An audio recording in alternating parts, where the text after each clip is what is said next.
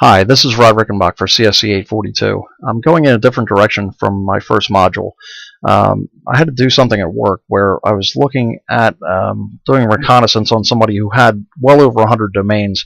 I was trying to find out what was on those web pages he had, the basic main website, from a certain date forward to present.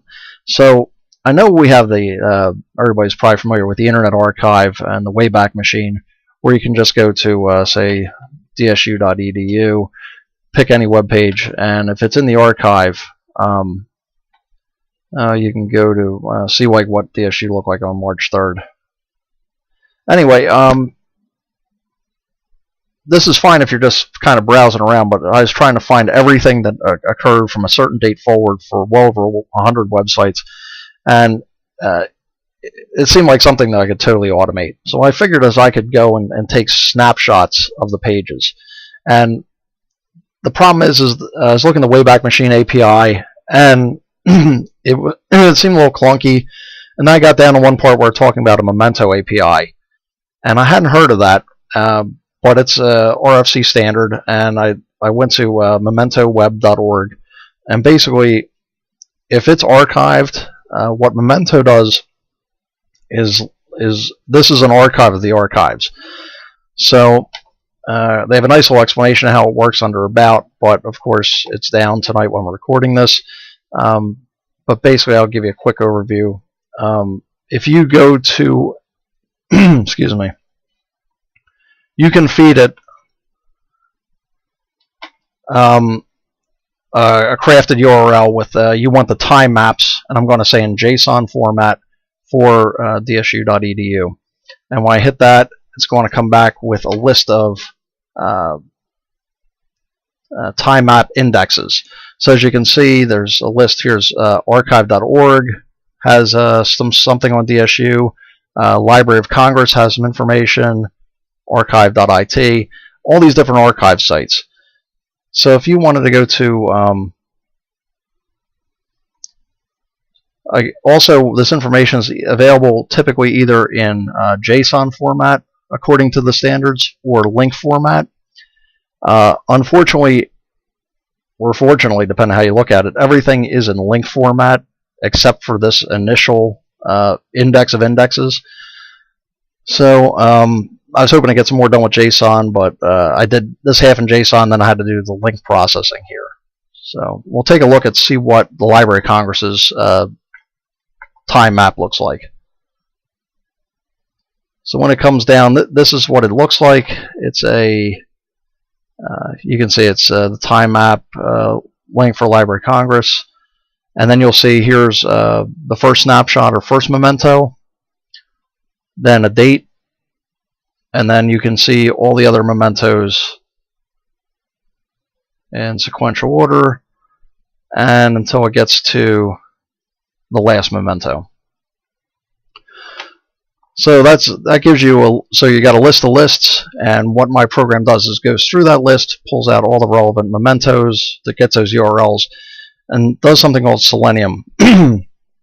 What Selenium does is it's basically can automate web browsing, and for my purposes it's just doing snapshots, but you can do all kinds of crazy stuff with Selenium. You can import stuff into user fields and click on buttons, and it's good for website testing and probably buying tickets in Ticketmaster so you can get front row when they first go on sale. With Selenium you can do you can emulate like Chrome with a Chrome driver, Firefox, but when you do that, it sounds like you have a pop-up window for when every time the web page is opening and closing. So there's something that they can do. It's called the Phantom.js driver, and Phantom.js is a headless WebKit. So you can do all that in the background without any pop-ups coming up, anything like that. So I wrote a program. The name of it is called HURL, or History of URLs. And let's see if we can have a... Okay, now we'll see the help screen for HURL. You can see it.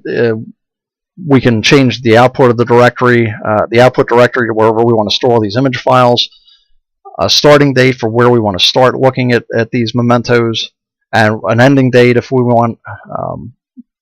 again, if you don't pick a start and end date, it's basically from the beginning of time or 1970 until present.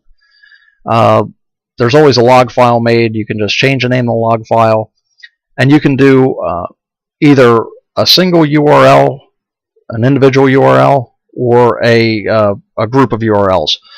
And like I said, I did get this program to work. I did from those 100 domains, I got well over 1,000 web shots, and I could go through those in about 10 minutes. Whereas the actual program crunching all that took many hours to get all that information. So anyway, let's just do a quick example. So we're going to pick an individual website, dsu.edu. I'll put it in the directory DSU. We'll start 04 April 1st of 2014, and we'll end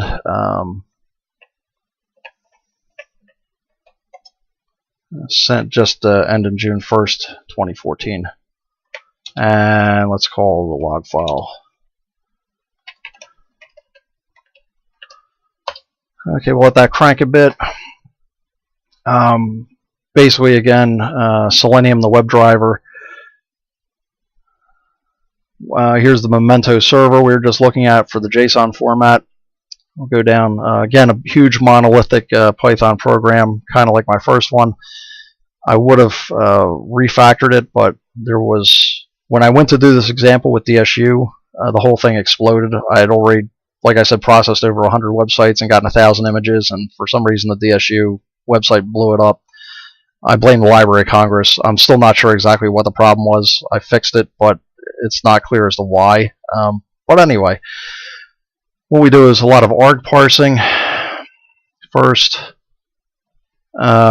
Set up the parameters like start date, end date, such the log files get going.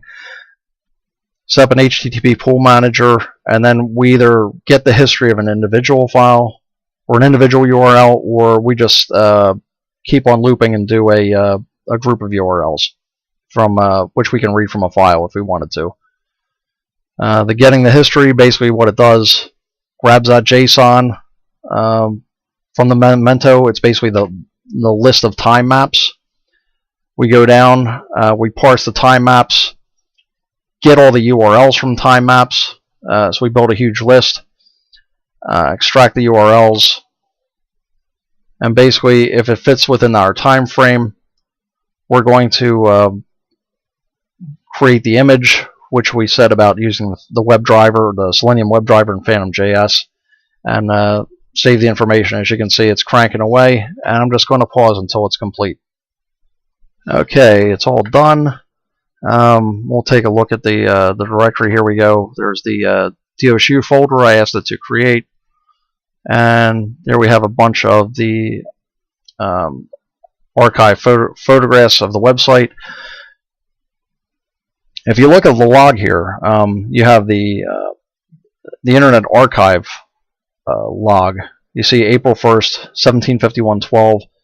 Also Archive IT 1751:12. It's the dates and times match up exactly. I'm sure at some point that was a mirror of the other one. I don't know if that's always the case. That's why I separate them, just in case, because I've seen instances where one has more information than another. But we'll take a look. Here's 4 ones. So there's that one from Archive IT, and from IA, the same picture for the same website. So they look relatively the same, but we can go through and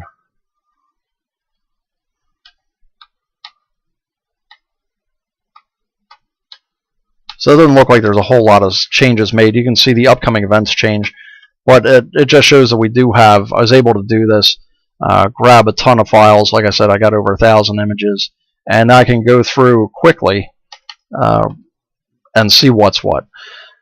Also the log file, you can see we have, it logs all the information, the time maps,